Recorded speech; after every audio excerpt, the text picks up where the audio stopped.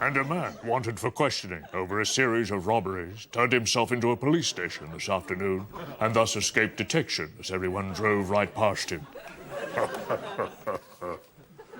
Over to you, Roz. Thanks, Jim.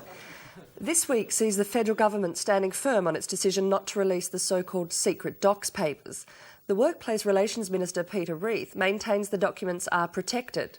Others say, yeah, sure they are. Joining me from Sydney is Peter Reith.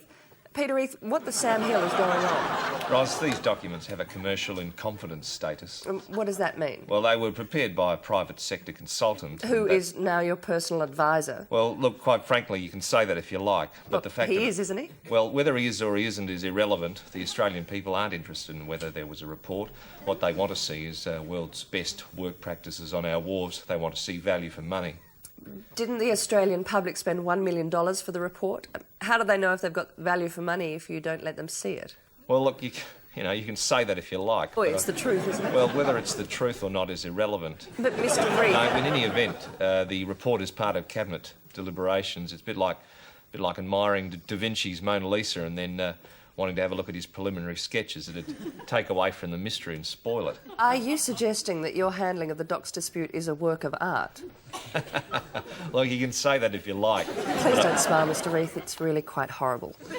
Does the report implicate your department in any conspiracy with Patrick's? Look, Roz, Dr Webster has already gone on record saying that in the report he specifically counselled against using former soldiers to replace MUA wharfies. If there was no collusion between your department and Patrick's, how would Dr Webster have known that Patrick's were thinking of entering into a contract to retrain soldiers into wharf labour? Look, you can say that if you want. Well, it is relevant, isn't it? Well, whether it's relevant or not is irrelevant. What the Australian public want to see are our docks working to their potential, unloading the maximum number of containers they can per hour. Well, quite achievable with two workforces, one would think. Peter Reith, you also say that those associated with the report have raised concerns about their safety should the reports be released. Who specifically? Me. Mr. Reith, thank you. Pleasure.